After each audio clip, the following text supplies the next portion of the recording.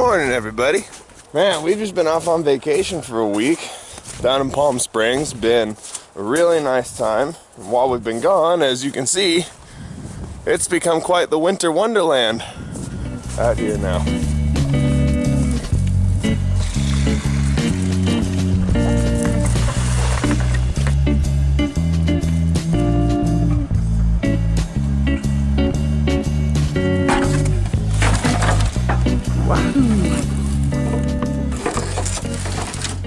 Last year when we got our birds, we got what they call a straight run.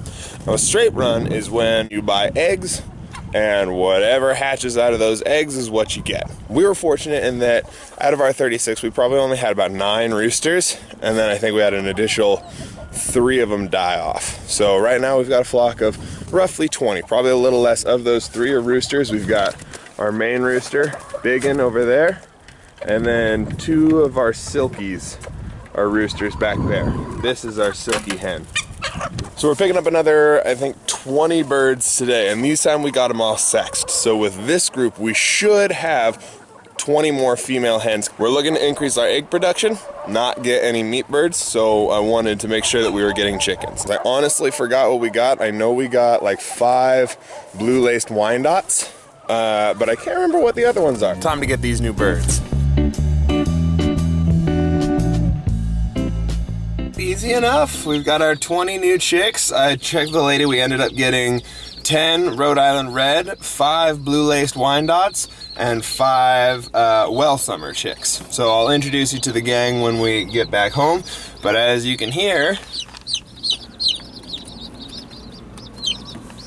we got a bunch of little chicks in the car.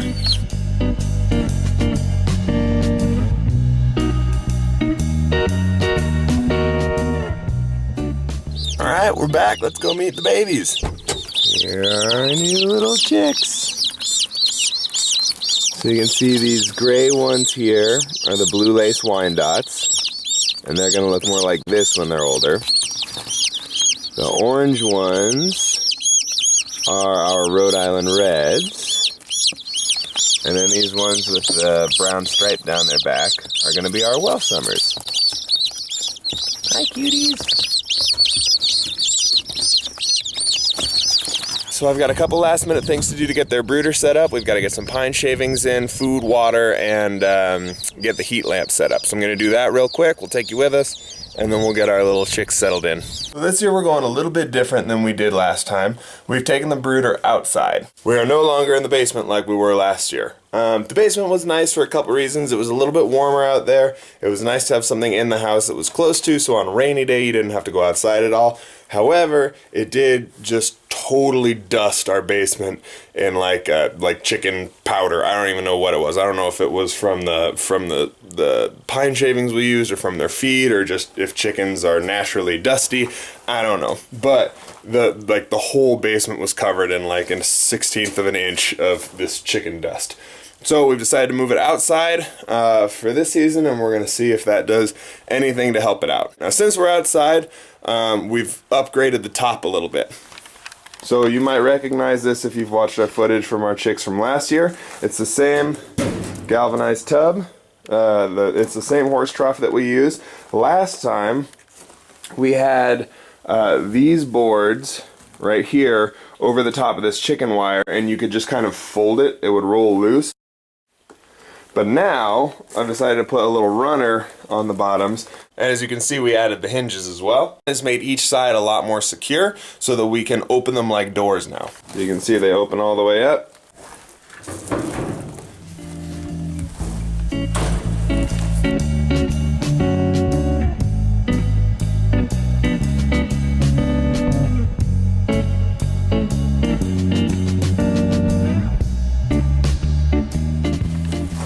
That'll be their warm side over there, and we'll put the food and water on that side. So that gets our birds set.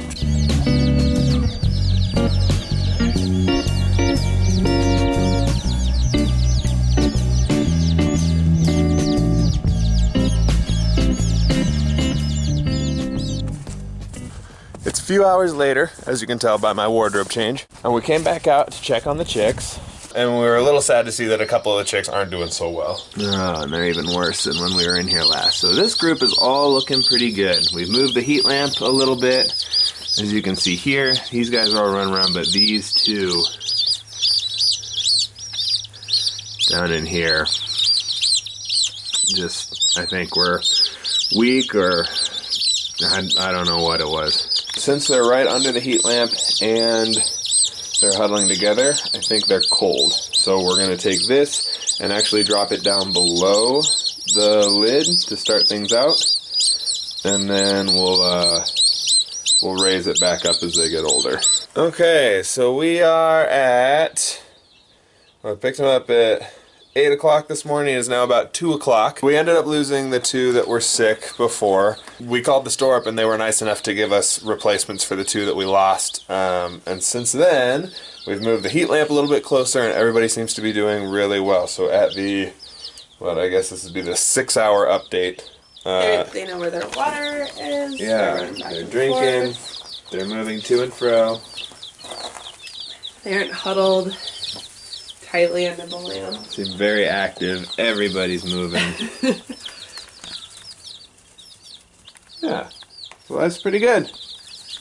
Are you sure? This is our 9-hour check-in. 9-hour check-in. Well, why didn't you say so? I didn't realize 9 hours. Right? This is a critical time. So as I said, we're at the 9-hour check-in with our chicks. I think this is like the 5th or 6th time we've been out here. They're so cute. So one of the things to look for, well, I was going to say is if they're huddled together under the light, it might mean they're cold. But they all seem to sprint over okay. Pretty quick. They see. It seems like they can't make up their mind. This is amazing. Cool, 9 hours in, they're still killing it. They're so cute. It's about 10 o'clock, we're doing our last chick check-in for the night. Let's see how they're doing. Alright. Everybody's looking good. Happy little chicks. We'll check on them again in the morning. The next morning's here. It's officially been 24 hours since we got our chicks. So I'm going to go and do our last video check-in to make sure everyone's okay. This was to see if they made it through the night well. And looks good.